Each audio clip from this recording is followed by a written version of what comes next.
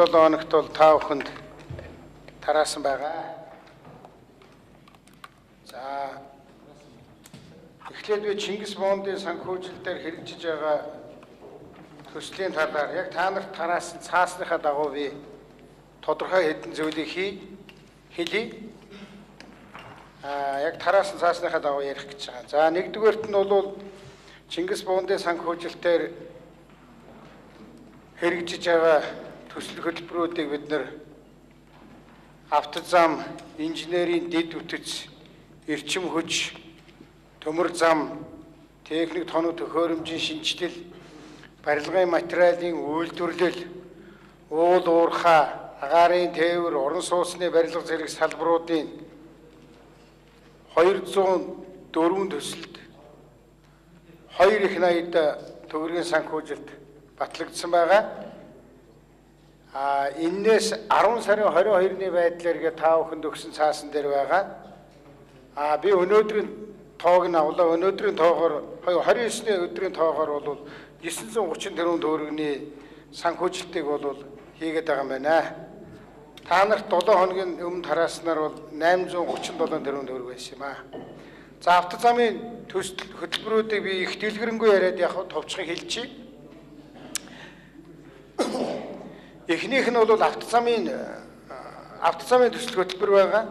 Энэ жилийн хувьд бол 1800 гаруй километр зам дээр энэ Чингис Бондын мөнгөөр санхүүжүүлэх гэсэн энэ нэг 570 тэрбум төгрөг зарцуулна гэж ингэж тавьсан. Энээс одоо үндсэндээ 300 орчим тэрбум төгрөг нь бол зарцуулагдаад явж байна.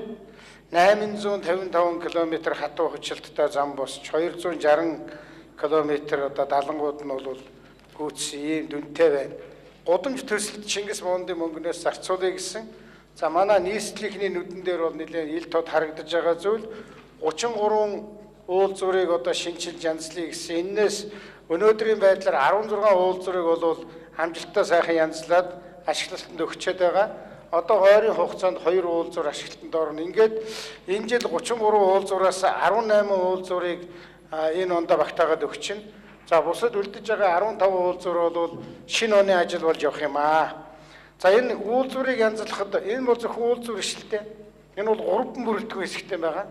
Гудамжны 33 уул зур байгаа. Дээр нь бол зарим замууд байгаа. Дээр нь бол хурдны зам байгаа.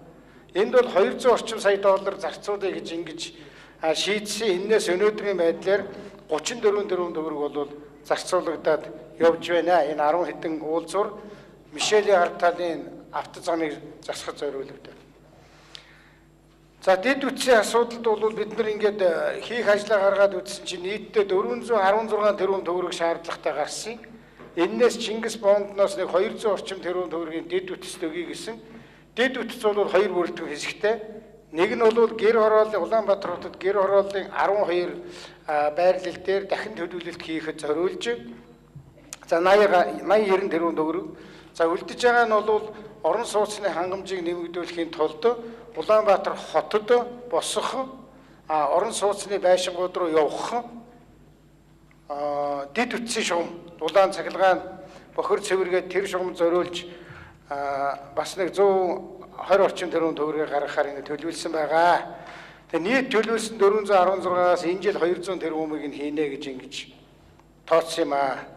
За одоогоор бол энэ инженерийн дэд үтсийн төслүүдэд нэг 70 гаруй тэрбум төгрөгийн санхүүжилт олгож байна. Дөрөв дэх мөнгө хаашаа явж байгаа вэхээр үйлдвэр хөдөөж ахуйн яамнаас 5 чиглэлийн төслүүдийг хэрэгжүүлэе гэж байгаа. Ноос, ноолуур, өвлийн хүлэмж, сүүний үйлдвэрлэлийг нэмэгдүүлэх үнэний фермүүдийг дэмжих, тэгээд ойдл гэсэн ийм 5 юм байгаа. Тэгэхээр энэ зориулаад 270 тэрбум төгрөгийн зээлийн их үүсвэрийг арилжааны банкудаар дамжуулаад энэ чиглэлийн компаниудад олгох юм шийдвэр гаргасан. Энэ бол цэвэр компаниуд аваад өөрийнхөө техник тоног төхөөрөмжөө шинжилээд сайжруулад манай хивс, манай ноос, ноолуурын бүтээгдэхүүний үйлдвэрлэл бол ойрын 5 жил зарим нь бол 10 дахин нэмэгдүүлэх ийм одоо төсөл хийсэн байдаг. Тэгээ энд бол өгсөн. За энэс бол нэг 44 орчим тэрбум төгрөг бол эзэндээ хүрээд тоног төхөөрөмж аваад эхэлж байна. Тэгэхдээ энэ нэг ийм нөхцөлтэй чамаа ингээд ноолуурынхаа үйлдвэрийг шинжилнэ гэвэл Чингис Боондын зээлийн мөнгнөөс өгч болно. Тэгэхдээ нийт төсөв төртгийн чинь 3.1-ийг Чингис Боондоос өгнө, 3.2-ыг нь бол өөр их үүсвэрээс бүрдүүлэн чи өөрөө хөрөнгө гаргана, эсвэл тэр авах гэж байгаа улсынхаа экспорт импортын банкнаас нь давхар зээл ав гэсэн ийм чиглэлээр явж байгаа. Тэгэхээр энд зарцуулж байгаа 274 төгрөг гэдэг бол угтаа бол 3 дахин үржигдэх босох юм мөнгө юм байна. За шин төмөр зам төсөлгээд нөгөө бидний олон жил ярьсан 5 толгоогоос Гашуусбаат руу явж байгаа төмөр зам байгаа. Энэний далангийн ажил энэнийг гүйцээхэд зориулж Монголын талаас гарах хөрөнгийг бол 400 орчим сая доллар байна гэж тооцоолсон. Энэ жилдээ бидний 200 сая долларын ажил хийгдэх болов гэсэн. Энээс нэг 216 тэрбум төгрөг бол гарчгаад явж байна. Ер нь бол далангийн ажил бол нэлээд сайн явж байгаа. Төлөвлөгөө яг хол хийдсэн байлаа. 14 онд багтааж ашиглалтанд оруулнаа. За ингэ явж байгаа. 6 дахь төсөл бол 5 толгой төсөл байгаа. 5 толгой төсөл дээр бол нэг Монголын талаас нэг 50 сая доллар орчим гаргая. Энэ 50 сая долларыг гаргаад эхлэлийн ажлын хийлэгчи бусад одоо сонирхогч хувийн компани аж ахуй нэгжүүд хөрөнгө оруулна үз. За төр хэрвээ хөв байна гэдэг нь 34%-тэй байг гэж засгийн газрын шийдвэр гарсан. Өнөөдрийн байдлаар тэгтээ 50 сая доллароос 1.6 сая долларыг л ашиглаад явж байна. Энэ бол илүү хувийн хөрөнгө оруулалтуудыг нэмж татаж босгох ёстой. 7 дахь төсөл бол байшин үйлдвэрлэх комбинатын төсөл. Энэ бол хуучин байсан бүк гэдэг юм байлаа. Байшин үйлдвэрлэлийн комбинат. Социализм үед байсан 2 бүк байдгийн тэрний одоо яг жинхэнэ байшин хийдэг байсан тэр комбинат юм байгаа. Тэр бол юу гэж хэлсэн гэхлээр зэрэг жилдээ 50000 айлыг босгож чадах ийм хэмжээний байшин үйлдвэрлэх комбинатыг Монголд босгомоор байна. Энэ нь Чингис Боондоос дэмжлэг үзүүлээч гэсэн. Би дэмжлэг гэж хэлээд байгаа. Яагаад гэхлээр төсөв төртөх нь өөрөө 24 сая доллараар босгох тийм үйлдвэр байгаа. Тэрнийх нь 3.1 буюу 7 сая долларыг бол бид нар зээл өгсөн байгаа. Энэ маань одоо нэлээд амжилттай юм хийж байгаа. Энэ хавраас эхлээд орон сууц жилдээ 5000 айлын орон сууцыг босгох ажлаа эхлүүлнэ. Энэ бол 1 жилийн хугацаанд үйлдвэр нь ашиглалтанд орно. 8 дугаарт нь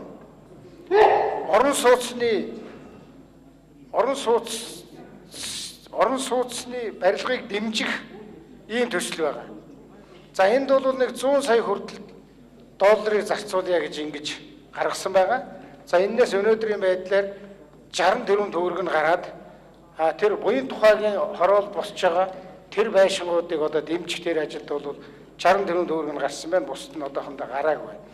9 дугаарт нь бол төмөрлөгийн үйлдвэрүүдийг дэмжье. Манай улсад бол төмрийн асрын хөдрийн нөөц байна. Бид нар түүхийгээр нь гаргаад байна. Тэгэхээр энэнийг ядаж үйлдвэрийнхээ орчинд юм уу нойтон баяжуулах гэдэг юм хийвэл өртөх нь бол нэлээд сайн нэмэгдэх юм байна гэдэг. Энэ асуудлаар маш олон удаа энэ компаниуд нэрж танилцуулга хийж ярьсан. Ингээд бондын зөвлөлөөс бол энэ төслүүдийг бол дэмжих зүйтэй юм а гэсэн. Ингээд энийг бол дэмжиж явж байгаа. Энэний цаана хэн байгаа гэхээр Бэрэн гэдэг групп байгаа. Монроос Цэвэт мэт байгаа. Mongolia Metal Mining Holding гэдэг нэг 4 компани төслийг санхүүжүүлэхээр ийм шийдвэр гараад явсан байгаа. За ингээд би та бүхэнд Чингис Боондын төслөөр Чингис Боондын мөнгөөр хэрэгжиж байгаа төслүүдийг нэлээд их дэлгэрэнгүй танилцуулчлаа. Энэ бол 1.5 тэрбум Америк доллар та бүхэн өгсөл нь бол мэдэж байгаа. Төгрөг рүү шилжүүлвэл 2.1 их 80 төгрөг. Ер нь зүгээр би ингээд бас энэ та бүхэнд мэдээлэл хийх гээд бас манай яамдууд тамгын газрын хүмүүсийг нэлээд ажилууллаа. Бусад улс орнууд бонд ер нь яаж босгосон юм? Бонд гэдэг бол ерөөсөө олон улсаас зээл авч байгаа гэсэн үг шүү дээ. Олон улсаас. Тэгэхээр энэ зээлийг юунд ашигласан юм? Яаж буцаас төлсөн юм? Ямар нөхцөл байдал үүссэн юм? Нэлээд үзгэсэн, нэлээд сайн үзсэн манай хологдох хүмүүс тэнд суудсан байна. Манай их хурлын гишүүд тодруулж асуувал та бүхэн нэлээд сайн дэлгэрэнгүй хэлж өгөөрэй. Айлаар жишх юм бол одоо юу гэдгийг дорж явах гэдэг айл энэ жилдээ нэг хэдэн төгрөгийн хэрэгцээ үүсээд байна. Энэ хэдэн төгрөгийг аваад хэдүүлээ нэг гурил будаа юу байдгийг ааруул идэгээ нэг янзлаад тэгээд овоо айраг цагаа ааруул идэ гаргачвал тэрнийгээ борлуулаад за дараа жил арай илүү мөнгө болох юм чинь нөгөө цаадахын чинь мөнгийг төлчөөд тэгээд нэг хэдэн төгрөгтэй илүү болно гэсэн ийм л санал бодлоор бол энэ бондын мөнгийг улс орнууд авч ашигладаг. Тэгвэл судлуулахад бол улс орнууд бол хоёр чиглэлээр л авдаг юм байна. Нэг нь бол шууд төсвийнхээ алдагдлыг нөхөх гэж авдаг юм байна. Хоёр дахь чиглэл нь бол эдийн засгийнхаа хөгжлийг дэмжих тодорхой төслүүдийг дэмжих гэж авдаг юм.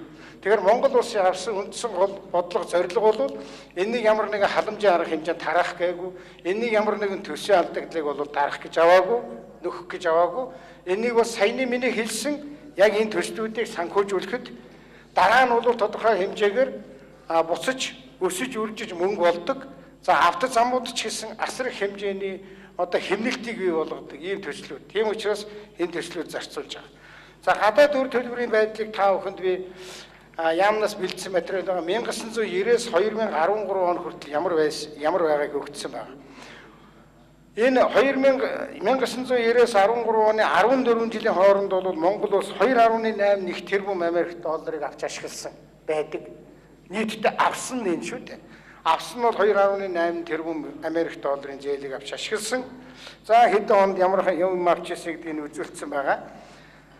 Дараагаар нь бол ямар банкнаас авсан юм Азийн хөгжлийн банкнаас хамгийн их Японоос их тэгээд дараа нь Дэлхийн банк гэдэг ингээд хинээс авсан гэдгээ ингээд бичсэн байгаа. За гуравт нь бол ямар салбаруудад авсан энэ мөнгийг юунд ашиглах гэж авсан гэхээр эдийн засгийн салбарт бол 77% ноогдсон байгаа юм. Нийгмийн салбарт 20 орчим хувь нь ноогдсон ийм зээл байна. Тэгэхээр яг өмнө 14 жилд авсан энэ зээл маань бас амхандаа нэг эдийн засгийнхаа салбар малуурыг хөгжүүлээ, улс орныхоо хөгжилд нэмэр болъё гэсэн юм зорилгоор авсан ийм зээл байна. За хаана ямар салбарт энэ зээл чинь илүү авагдсан бэ гэхээр орон сууц нийтийн аж ахуй нийгмийн салбар дотор орон сууц нийгмийн халамж хоёрт нэлээд авсан. За тэгээд Азийн хөгжлийн банкны 1 2 3 4-гээ явдаг төсөл чинь бол боловсрол эрүүл мэнд хоёр дээр авагдсан. За ингээд тоймтой манай нийгмийн салбарт авсан 4 чиглэл байна. Эдийн засгийн салбарт юунд авсан гэхээр зам тээвэр дээр нэлээд их зээл авсан. Эрчим хүчин дээр нэлээд зээл авсан. Санхүүгийн салбарын зээлийг авсан. За бусд нь тэгээд та бүхэн харж үйлдвэр баялаг гэдэг ингэ явж байна. За ийм зээл авчихсан юм чинь төлсөн байгаа үстэй. Тэгэхээр түрүүчиг нь хугацаанд болцсон учраас төлөөд эхэлсэн. 2.8 тэрбумыг авсан юм чи хэдийг одоо төлчихэд байгаа. Хэд үлдчихэд байгаа гэхээр 800 саяыг үндсэндээ төлсөн. Одоо бол нэг 2 тэрбум Америк долларын үлдэгдэл зээл байна. Энэ 2 тэрбум Америк долларыг яаж төлөе гэж энэ зээлийг авахтай хуваар хийсэн гэхээр энэ хуудас дээр байгаа энэ графикаар төлөе гэсэн. Энэ бол одоо үеийн засгийн газрын их хурл яриад энэ зээлийг аваад төлөх графика тохироод явж байгаа гэсэн. Энийгээр үзэх юм бол одоо энэ хэдэн оноос эхэлж 2013 онд төлөх мөнгө бол нэг 90 сая Америк доллар. Ингээ жилдээ 90 сая ингээ явсаар байгаа хамгийн ихний нэг хэд болж байгаа 140 сая Америк доллар 2020 оны үед бол хамгийн ихийг төлнө. Тэрнээс цааш ингээ буун буусаар байгаад 2050 он гэхэд хэрвээ нэмж зээл авахгүй л энэ ингээ тусчих. Ийм л юм байна. Гадаад үнэт цаасны иргэн төлөлтийн хуваар ямар байдаг гэхээр жилдээ миний саяны хэлсэн хэд жижигхэн дөрвөлжингүүд байна. 70 сая, 80 сая тэгж явж байгаад одоо бид нар Чингис бондыг авсан учраас 2 удаа бөөнд нь төлнө. 2018 онд нэг бөөнд төлнө.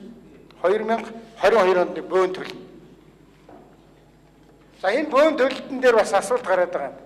Одоо энэ дээр даах юм уу, даахгүй юм уу? Тэгэхээр Чингис бондын мөнгө гээд авсан 1.5 тэрбум Америк долларын бараг 3.1 гаруй нь бол цэвэр одоо арилжааны банкудаар дамжаад хувийн хөвшилд очиж байгаа. Хувийн хөвшил бол өөрөө тэр зээлийг авахтаа надад энэ нэг ноолуурын үйлдвэрийн энэ тоног тохиромж хэрэгтэй байна. Би энийг авчвал үйлдвэрлэлээ 2 дахин, 3 дахин, 4 дахин өсгөнө гэсэн тийм тооцооны үндсэн дээр энэ зээлийг авч байгаа. Тийм учраас энэ босчгаад байгаа энэ том мөнгөний нэлээд хэсэг нь бол хувийн хөвшил буцаагаад төлөх мөнгө юм аа. За ийм зүйлийг хэлэх гэсэн та бүхэн бүгдийг нь одоо тараацсан байгаа. Тэгээд нэмээд нэг энэ тарагдсан уу тарагдсан уу? За энэ тарагдсан дээр би нэг хэлчихээ та нарт байгаа бол Энэ юу гэж байгаа улсын өрийн талаарх төсвийн тусгай шаардлага шалгуур үзүүлэлтүүд тэдгээрийн тооцоол. Тэгээ одоо засгийн газар бол ингээд одоо энэ би товчилж идэв. Улсын дотоодын нийт бүтээгдэхүүнд улсын өрийн эзлэх хуваар юмыг ярьдаг.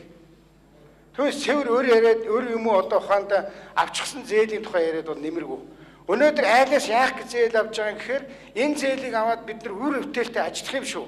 Дотоодын нэг бүтээгдэхүүнээ 2 дахин өсгөх юм шүү. 3 дахин өсгөх юм шүү. Дотоодын нэг бүтээгдэхүүн чи их өсчих юм бол өнөөдөр авж байгаа зээлийг төлөхөд бол ямар ч зовлон байхгүй. Би та нарт жишээ хэлэх гэж байгаа энэ тоон дээр байна. 2012 онд манай дотоодын нэг бүтээгдэхүүн бол 14 их 80 төгрөг байсан.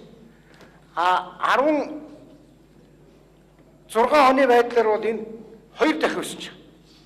Ерөөсө 4 жилийн дотор Монголын дотоодын нэг бүтээгдэхүүн 2 дахин өсөх боломж байгаа. Тэгэхэд бид нар энэ дээр тодорхой хэмжээний мөнгөг аваад энэ мөнгөө чи дотоодын бүтээгдэхүүнийг 2 дахин 3 дахин өсгөдөг ийм ажлыг хийж чадах юм бол энэ шиг гавьяа бол байхгүй шин. Авсан зээл ашиглаж чадахгүй. Дотоодын бүтээгдэхүүн чи өсөхгүй. Тийм байх юм бол тэр бол буруу. Ийм байдлаар би та бүхэнд энэ цаасыг бас тараасан байгаа. Тэгээд та бүхэн бас нэг цаасан дээр энэ улсын өрийн дотоодын нийт бүтээгдэхүүнд эзэлж байгаа хувь дээр та бүхнийг анхаарлаа хандуулж хийж байгаа. 12 онд 53% байсан. Байгаагүй ш байсан. Манай өөр бол 12 онд 53.3%тэй. 13 оны одоо хүлээгдэж байгаа гүйцэтгэлэр бол 49.5%тэй. Чингис Бонд орж байгаа. За 10 онд бол манайх эх жил бол манайх 50%-тэйгээ бичээд байгаа. 50% гэдгийн цаана юу орчоод байгаа вэ гэхээр Чингис Бондын 1.5 бол орчихсон. Дээр нь нэмээд 2.1 тэрбум Америк долларын бондыг нэмж гаргах юм бол манай өөрөө бол 50%-тэй хүрнэ л гэж. Хэрвээ 2.1 тэрбум Америк долларын бонд нэмж гаргах шаардлагагүй юм аа гэж үзэх юм бол манай энэ тоо бол шууд 40 болно. Тэгэхээр засгийн газар яадаг юм гэхээр эргэжил хийх гэж төлөвлөж байгаа ажлаа улсын хурлд оруулж батлуулдаг учраас бид нар 2.1 тэрбум Америк долларын бондыг нэмж босгох нь байна шүү гэж үзэж энэ дээр тавьсан учраас 50 болчиход байгаа. Тэгэхээр энэ шийдлийг манай улсын хурлд эрхэм гишүүд хийж өгнө, дэмжиж өгнө гэж би бол найдаж байгаа. Яагаад тэгэхээр 2.1 тэрбум Америк долларыг авъя л да. Тэр чинь 2.15 их 80 төгрөг байгаа. Гэхдээ тэрийгээр дотоодын нэг бүтээгдэхүүнээ 2 дахин 1.5 дахин өсгөе л да. Ингэхээр энэ айлын чинь нөгөө босгодог бүтээдэг юм нь ихсэн. Хүнээс авсан юм үр дүнтэй ашигласан байна. Дараа нь боссон юмнасаа хүний зээлийг төлөлөө манад өчнөө юм бол үлдэн шүү дээ. Би одоо бас ханзгийн 8 хүртэлхийг явж ирсэн. Анх $1000 эхэлж ирсэн. Хүнээс мөнгө аваад 8-аа хийгээл ашиг олоод хүний мөнгөний төлөө цаана 3 юмтай үлдээл тэгэл цаашаа явдаг шүү дээ. Энэ бол тийм л хэсэг юм. Тийм учраас бид тэр олон улсад яаж одоо ямар улс хичнээн хэмжээний бонд гаргаад яаж буцааж төлөөд байгаа, яаж байгаа бүх мэдээлэлээр манай их хурлын эрхэм гишүүдийг хангаач гэсэн. Тэгэхээр та бүхэнд энэ бүх тоонууд байгаа байхаа ингээд эргэлзээтэй зүйл байвал бид бүхэн одоо хариулъя. Анхаарал тавьсан баярлалаа.